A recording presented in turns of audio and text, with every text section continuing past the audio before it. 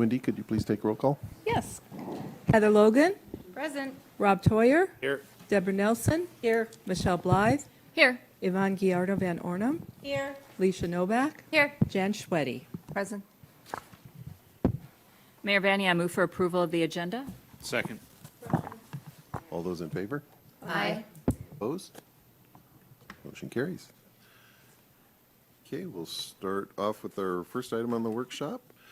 Interim ordinance approving Island Crossing moratorium extension. Mark Hayes, Amy.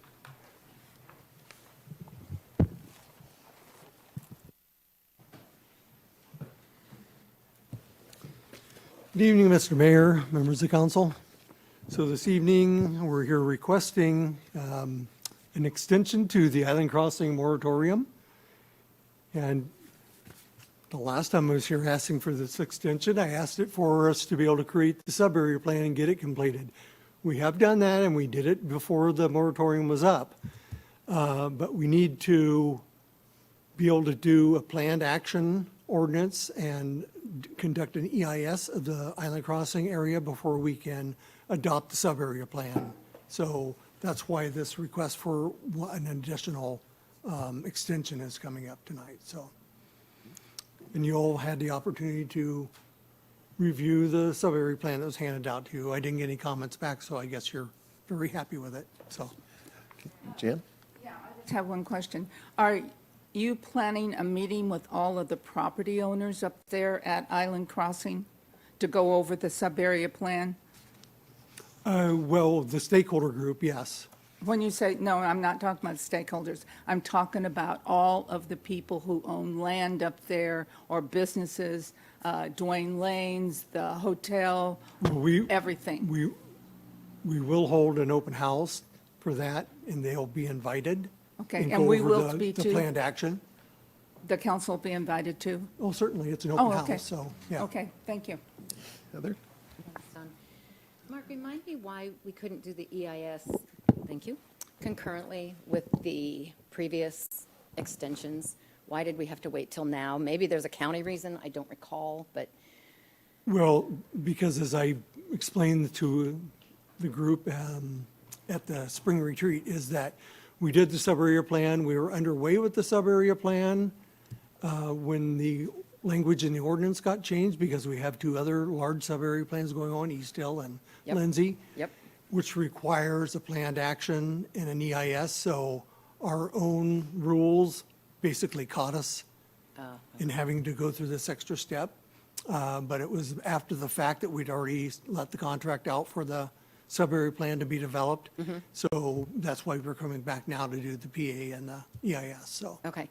And for anyone who's watching, could you explain the benefits to the city and to the owners of a planned action? Yes, so planned action does this. It takes all of those conditions that are within the sub-area plan, creates them in a document. That document is good for a minimum of 20 years, so it gives you predictability of the outcome of development in Island Crossing for the next 20 years, for that next planning horizon. The EIS is done in order to expedite development as it comes in. So let's say somebody came in to develop one of those parcels. We have an expedited SEPA process as part of this planned action. Yes. So they have a modified SEPA checklist. They fill out, that expedites their SEPA process and their development requirements in order to get their project off the ground quicker. Okay, that's very helpful, thank you. Michelle? And I always kind of look at this, Amy and Mark, is like extending the moratorium just to make sure we get things right, and it's in the best benefit of Arlington. Correct. So I think it's important, like, I mean, even if you had another one, because you were required to do something extra, just take your time and do our due diligence and, you know, exercise quality in it, so. I'm really glad you Absolutely. said that, Michelle, because it is something that's very important, and we want to make sure we get it right before anything else occurs out Yep. there. So, yeah, it is of utmost importance to get this in place and be able to predict what that outcome is going to be out there. Yeah, I remember you saying, well, it's been a while now, that when you come in off that off-ramp and you said, you see those beautiful mountains that you see? I still want you to be able to see that. And not just have a bunch of businesses that decided to build. So Right. as long as it takes, for me, I think it's great. So thank you. Perfect. Thank you. Great. Any other, Deborah? Well, and I like the fact, too, I agree with Michelle, and then I think knowing if the property owners themselves had to do the EIS studies and whatnot, that's going to cost them a lot more. So this is going to speed up their progress in the long run Right. for the development when It's the a great time benefit comes. to them. So we're doing the pre-work that's so important, and I don't think people realize that. So it's like I walk around and saw some property today, and Bob and I were saying, we wondered why it hadn't sold, but it's up on a hill that you can tell is caving in. And I said, oh, there it is right there. Right. Because they would have to do a GIS study and engineering and all kinds of stuff. So anytime that we as a city can do that to help the process of building and doing it right, I'm really glad to be able to approve that. Great. And I'll let you know that we set parameters with the planned action and the EIS, which allows that expedition of the permitting process. If a project came in that was outside of those parameters within that, then we would make them go through the extra steps of additional work, project-specific. But this, we cover everything pretty much out of the planned action and cover most development out there, so. Good. Thank you. Any other questions? That's it. Thank you, Mark. Great, thank you. Okay, we'll move on to our second item, the March financial report. Kristen Garcia.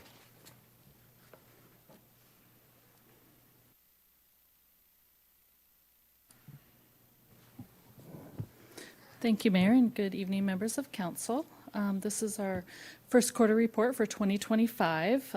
Overall, our general fund revenues and expenses are slightly higher than they were from this time last year. A bulk of the increase, both on the revenue expense side, is due to a paper to digital grant that CED is working on to digitize some of our records.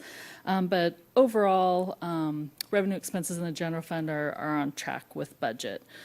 I also took the opportunity to look at most of the city's revenues overall, kind of a first quarter check-in. Our sales tax is 3% higher than as compared to first quarter of 2024. So we have a solid start to the year, but retail is still under where I want it to be, but construction services and wholesale are up from this time last year. I also looked at our total utility tax revenue. That's one of our major revenue streams combined in the general fund. The trend is showing that it looks like a pretty big jump from this time last year. Our garbage tax is a fairly sizable one. There's some timing differences sometimes when those tax payments come in. If they hit the first of the month, in this case, it was like the 1st or 2nd of April when it was really March's payment. So it looks like there was a spike up in revenue. I think it's still trending upward. I think it's just going to be less dramatic, or it'll be more gradual than what's showing first quarter. So that'll probably even out as we get through the year. I looked at all of our enterprise revenue, which is airport, water, sewer, and storm. Those are all continuing to trend upward, so that's good news. The one place other than sales tax in the general fund that I want to pay closer attention to is in the streets fund, our fuel tax. First quarter is down, the fund balance is a little bit low, and I only want to bring it to council's attention. I'm not sounding the alarm by any means, but if it gets to a point where fund balance is low and cash flow is needed, that will need to come from the general fund, and we're already kind of paying attention to the general fund in terms of sales tax. So again, just a heads up at this point, I'll continue to monitor as we go through the year. Because we're in first quarter, I also wanted to check in on our policies in terms of our reserve policies. We're still maintaining our required 2-month reserve in the general fund. Our mandatory reserve is where it needs to be, and our investments are within our policy. So we're all good in terms of our financial policies. So we're solid on that. And the last two items, just informational, I wanted to note, the auditors, the state auditors reached out to me a little bit earlier than I was anticipating. They want to, because of their scheduling challenges, they have a lot of single audits. That's the audit of the federal programs, and they want to start ours early, and we are ready for them. So what that means is they'll audit the federal programs now. They're going to start next week, likely, and then probably work into the financial statement audit and the accountability audit. So we'll probably have a pretty long audit season. I don't have any other specifics, but as I have more specifics, of course, council will be engaged in the process, and I'll let you know what's happening from there.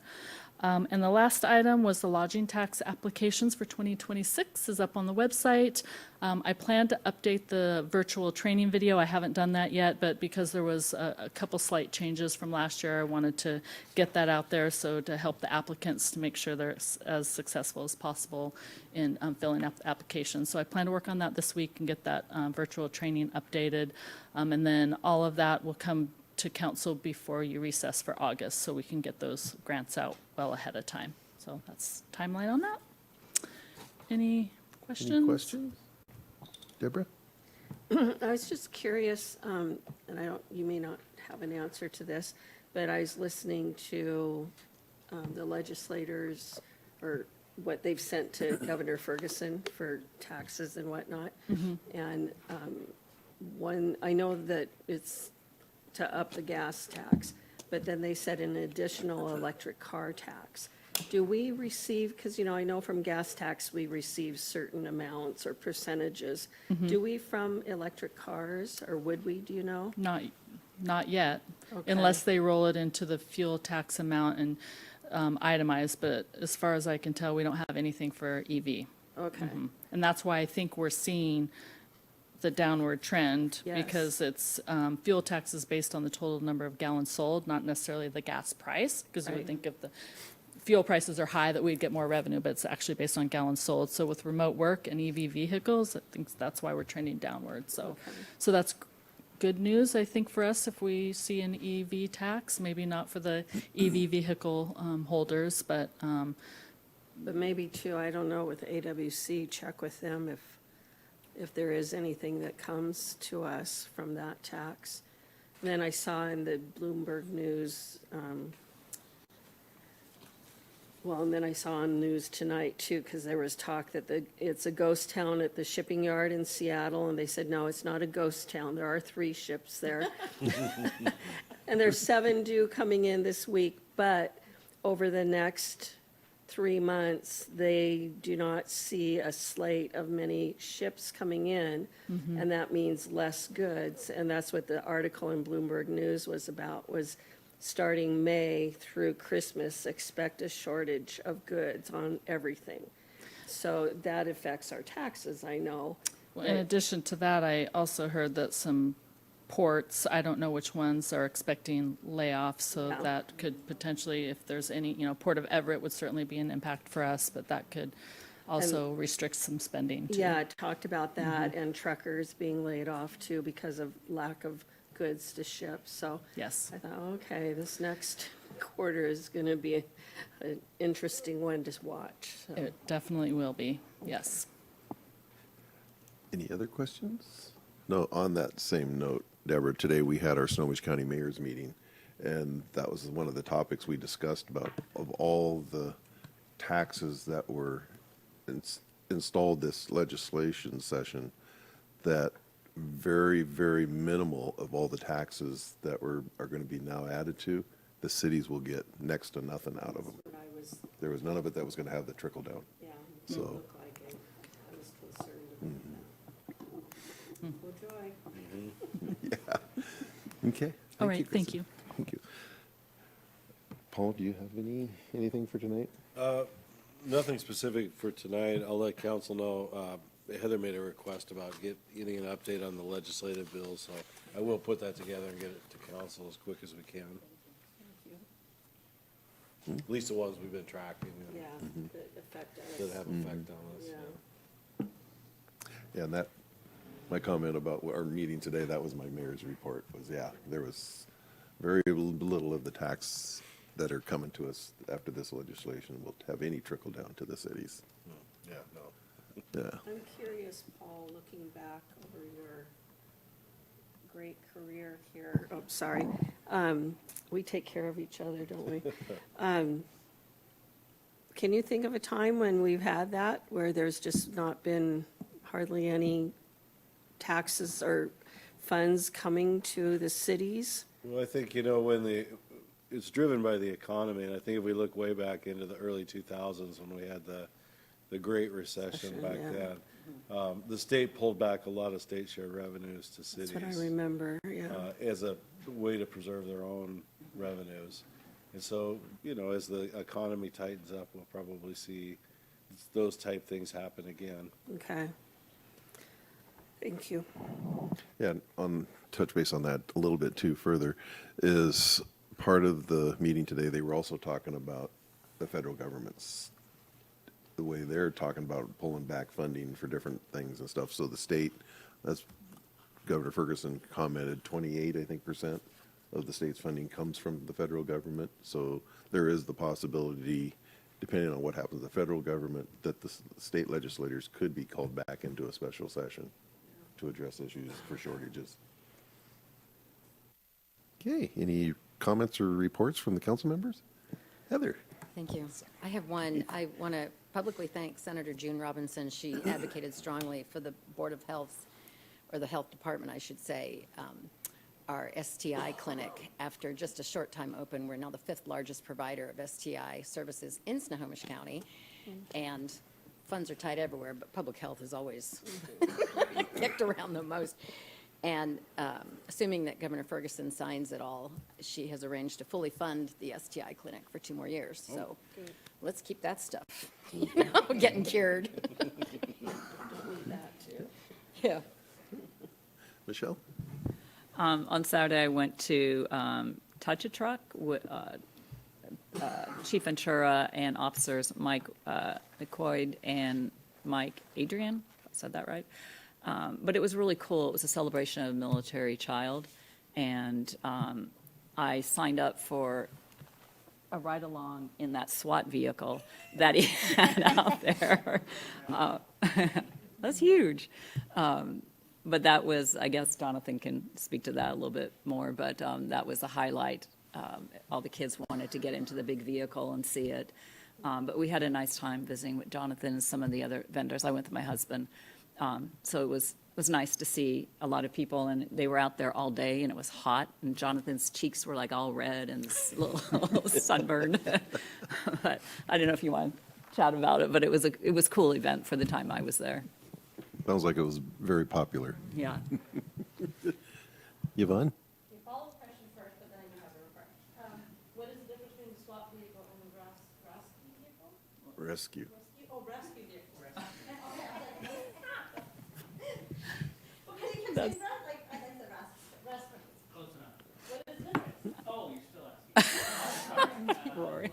The SWAT vehicle is offensive and the rescue. And so we're looking, when she's talking about the rescue. I just called it a SWAT because it looked like a SWAT vehicle. I have no idea what it's called. It's just a big old vehicle, yeah, for sure. Okay, well, I just wanted to give a shout out to Noah. Because I was gone last week, so I have a few things, like 5, giving you a heads up, yes. So shout out to Noah and the Boys and Girls Club. I went to both of those events. We were there for them, saw a bunch of people at both of them. But I just want to say thank you to them. I mean, not just for a fun event, but thank you to everybody who showed up, because those are really, really good organizations in our community that do so much in so many different ways. And so if you didn't have a chance to go, but would still like to donate, they'll always take your money or your volunteer opportunities. And then a quick brag about our Interact kids. They did their spring splash. It's their first annual spring splash. 4 of them jumped into Lake Goodwin to raise money for the food bank. So if anybody would like to still support them, they are accepting donations. But that was really cute to see them, and I thought it was pretty cool that I wasn't going to jump in, but I thought it was cool that they jumped in. So I just thought that was really neat, and I just want to say that I'm really proud of them, and I'm really proud to be a part of that program. And then just thanks to Jan and Paul and Jim and who am I forgetting? Who else was at that transportation meeting? We had a quick update about all the different, not transportation, transportation. And so that was nice to sit there, and I finally got a chance to go to that and be a part of that, and got turned over and being able to more personal information. But just as a reminder to the community, anybody listening, don't forget our website is such a great interactive website that has a lot of great information. And I just encourage people that have not gone in to look or would like to know what kind of projects are out there and they're not, sure. There's a great map up there. And so please feel free. And of course, anybody who has questions, call the office. They're always happy to help, right? Like, I don't know a lot about it, but I go there all the time to use it. So I just thought that was just a reminder. And then I didn't get to go, but I know Alicia was there at the Trafton Open House. And I just heard a lot of great things. There's a few other people that were there from the Boys and Girls Club auction that had a chance to go. And so I heard really good things. So thank you, Trafton House folks and organizers, for choosing Arlington and continuing to expand our reach out there. And then Boys and Girls Club actually also wants to come out and give us an update. Yes. So Bill talked to me and Jan about that. So Good. yeah, that would be really cool to see them. So, okay, I think that's my 5. I'm done. Okay, at this time then, we'll open it up to any public comment, if there's anybody that would like to give some comment. Okay, none seen. Consent agenda. Gee, One item's coming back on public hearing. Okay. Public hearing, so. yeah. So we'll have one more item come back, so Easy. pretty easy there. Okay, I think we're ready to adjourn. So I'll move to adjourn. Second. Question? All those in favor? Aye. Any opposed? Meeting adjourned. Thank you.